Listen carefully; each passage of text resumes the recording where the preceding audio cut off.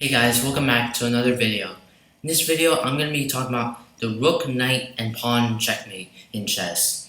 So, normally you will have rooks, knights, and pawns on the board at the same time in a chess game.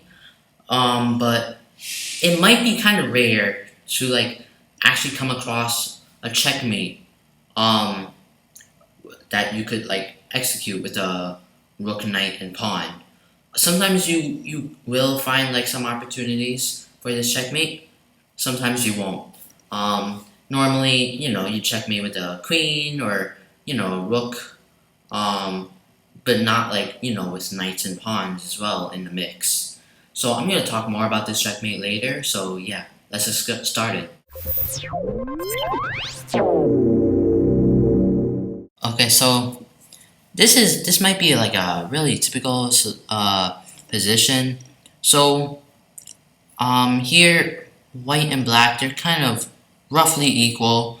Um, Black has a queen, white has the rook and a minor piece. In this case, it's a knight. So usually in rook, knight, and pawn checkmates, here's the thing: the pawn is usually protecting the knight and the knight is usually protecting the rook. And the rook checks the king. And the knight also takes another square away from the king. It takes like a square so that the king cannot jump to. And so does the pawn. The pawn also takes the square away. So with this in mind, checkmate here. So basically so normally you would want to force checkmate. So in this position, you would want to force checkmate by checking. So here white would probably want to go down to a d8 and check. All right. Now there's two ways that black could proceed from here. Both of them lead to his doom. So one way is by moving to h7, and then rook goes to h8, and that's checkmate. Because as I said, in this checkmate, the rook, knight, and pawn checkmate, the pawn protects the knight. The pawn, in this case, it's the pawn on f5, is protecting the knight on g6.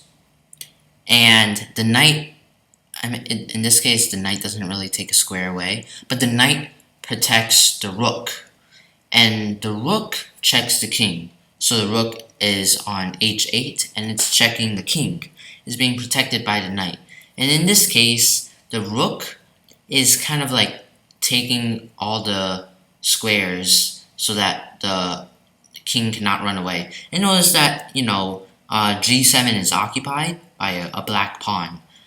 So normally in rook, knight, and pawn checkmates, it usually cannot be done without the help of another piece, like another of your opponent's piece. So here, this pawn belongs to black, and it kind of, if you didn't have this pawn, if black didn't have that pawn on g7, he wouldn't be checkmated yet.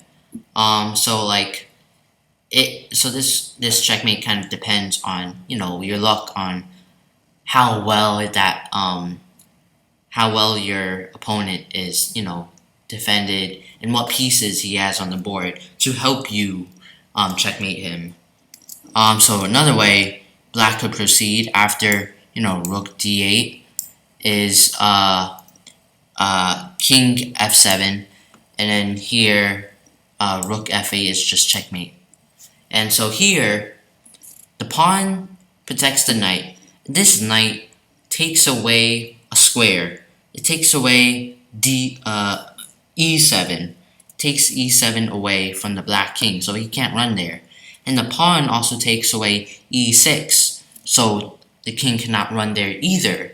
So the knight and the pawn together kind of form a barrier, so that the king cannot run on the e file. In addition to the rook also blocking, e8.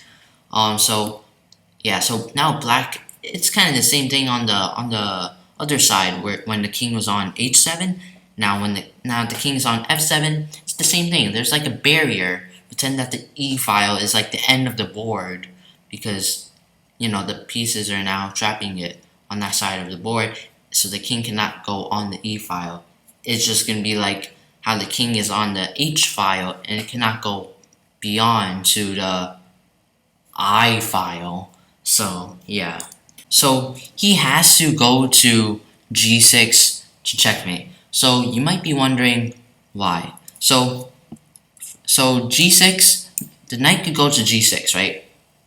And then there's no way black could prevent rook h8 checkmate. Black, he has these nice 2 rooks on the second rank, and it's about to eat up the pawns on f2 and g2, right? But like, and he even has 2 passed pawns. Black has 2 passed pawns, but there's really nothing that black could do to save his king. He could try to like give away the rook, or his rook, or he could, take f2, but there's really nothing, because then rook goes to h8, and that's checkmate. The knight is protected, and the rook is protected. Rook checks and takes away a few squares. Now, why does the knight have to go to g6?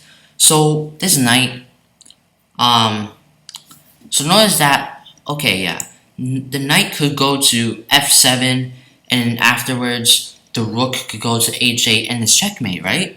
Well, it's not going to be forced. So, the rook, knight, and pawn checkmate, like, you gotta kind of